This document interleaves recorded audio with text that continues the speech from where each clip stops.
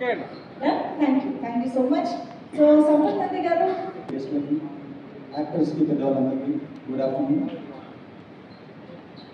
ముందుగా భీమా ఫ్యామిలీకి big congratulations on this great victory.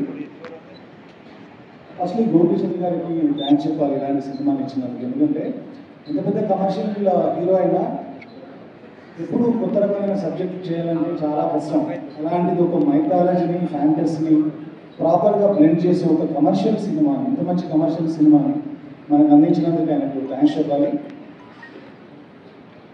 మనం చిన్నప్పుడు పరశురాముడు దండగుడలి అనే మాటలు విన్నాము, అలాంటి కథలు చదివాము. కానీ ఈ సినిమాలో ఆయన ఒక పోలీస్ ఆఫీసర్గా చేతిలో అలాంటి గొడ్డలు పట్టుకొని యాక్షన్ చేస్తున్నప్పుడు, ఎస్పెషల్లీ ఇంటర్వెల్ ఫైట్ కానీ క్లైమాక్స్ ఫైట్ కానీ, నాకు నిజంగా పరశురాముడు అంటే ఇలాగే ఉంటాడేమో, అసలు అలాంటి బ్లడ్ క్లాత్ అంటే అలాగే ఉంటుందేమో అనిపించింది. అంత బాగా ప్రజెంట్ చేసినందుకు హర్ష గారికి థ్యాంక్స్. హర్ష గారు అప్పుడు బెంగాల్ టైగర్ టైంలో రవి గారు చెప్పడంతో కాంటాక్ట్ చేసి బెంగాల్ టైగర్లో 2 సాంగ్ల కోసం నేనే తీసుకొచ్చాను. మళ్ళీ ఇప్పుడు నా బ్యానర్ మా రాధమోహన్ గారి ప్రొడక్షన్లో ఆయన డైరెక్టర్గా చేశారు. Warm welcome to Telugu industry. Radhamohan గారు, సార్ మీ మీద చిన్న కంప్లైంట్. నేను బెంగాల్ టైగర్ ఏమైంది వాళ్ళ సినిమాలు చేస్తున్నప్పుడు ఏదైనా యాక్షన్ బ్లాక్ కానీ ఏదైనా సాంగ్ కానీ చేస్తుంటే కొంచెం చూస్ చేయండి అనేవాళ్ళు. కానీ ఈ సినిమాలు మాత్రం చాలా పోస్ట్ చేశారు. చాలా మోహన్ గారికి చెప్పించకపోయింది, అలాగే గోపిచంద్ గారికి చెప్పించకపోయింది. ఇలాంటి ఒక యాక్షన్ సినిమా మన అందరికీ నచ్చే సినిమా వచ్చేది కాదు. అందుకని శ్రీధర్ గారు థ్యాంక్ యూ సో మచ్. అందరికీ తెలుసు.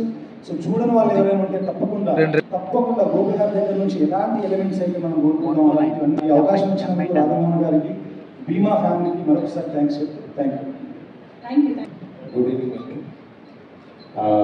భీమా సినిమా గురించి మాటలో చెప్పకూడదు, ఎందుకంటే ఆల్రెడీ థియేటర్లో నిజంగా ఒక మాస్ సినిమా ఎలా ఉంటుందో అలా కలెక్షన్స్ కూడా వస్తున్నాయి. అంటే ఇంటర్మీడియట్ ఎగ్జామ్స్ అయ్యి ఎంత చాలా బిజీగా ఉన్నా స్టిల్ ఇప్పటికీ కూడా కొంచెం అంటే మంచి షేర్స్ వస్తూ థియేటర్లో ఇన్ని సినిమాలు రిలీజ్ తర్వాత కూడా చాలా సక్సెస్ఫుల్గా రన్ అవుతుంది. నెక్స్ట్ ఈ సినిమాకి నిజంగా కన్నడ డైరెక్టర్ అయ్యండి, తెలుగు ఆడియన్స్ పల్స్ని ఎక్కడ మిస్ చేసి చాలా గ్రిప్పింగ్గా తీశారు. హర్ష గారికి Hartley congrats.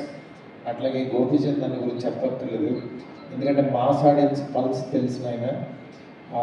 Last climax episode నిజంగా లాస్ట్ 20 minutes ఈ సినిమాకి చాలా హైలైట్.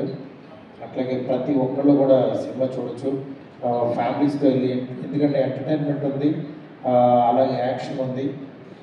సినిమా నాకు ఈ సినిమాలో ఒక ఎక్స్పీరియన్స్ అంటే మా పిల్లలు, నేను అసలు ఈ సినిమా గురించి ఏం చెప్పలేదు అనుకోకుండా ఇనార్బిట్ మాల్లో సినిమా చూసి మా అమ్మాయి మెసేజ్ చేసింది, డాడీ సినిమా బాగుంది వెళ్ళామండి, భీమాకి వెళ్ళాడన్నా. అవును భీమాకి వెళ్ళామన్నా.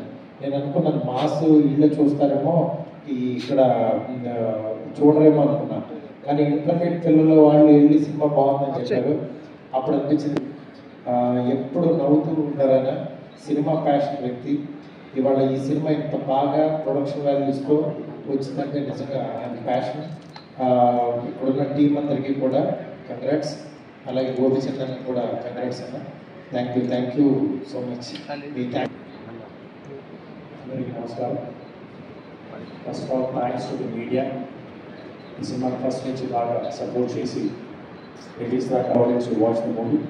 చూడడం వాళ్ళందరూ తప్పకుండా థియేటర్కి వెళ్ళి చూడండి. థియేటర్ ఎక్స్పీరియన్స్ ఎక్స్ట్రాడినరీ ఉంటుంది. గ్రాఫిక్స్ కానివ్వండి, ఫైట్స్ కానీ, కామెడీ కానివ్వండి, చాలా బాగా వచ్చింది. The same time need a special thanks to Maruthi and Sampath Nandi గారికి, ఎందుకంటే మా సక్సెస్ని థ్యాంక్స్ ఇవ్వండి. The same time thanks to Harsha, ఇంత మంచిగా తీసుకొచ్చి నాకు మళ్ళీ ఒక యాక్షన్ కమర్షియల్ ప్యాక్ సినిమా ఆడియన్స్ ఎట్లాంటి పల్స్ అయితే అట్లా సినిమా తీసుకెట్టినందుకు thank you Harsha. The same time ఈ సినిమాకి ఫస్ట్ నుంచి రిలీజ్ ఇప్పటిదాకా ఎక్కడ ఏమాత్రం కాంప్రమైజ్ అవ్వకుండా సినిమాకి ఏమైతే కావాలో అవన్నీ ఇస్తూ ఇంత దూరం మాతో సపోర్ట్ చేసి ఇంత మంచి సినిమా ఇచ్చినందుకు రాధమోహన్ గారికి, శ్రీధర్ గారికి thank you so much. All the technicians ఈ సినిమా పనిచేసిన అందరికీ, సపోజ్ హీరోయిన్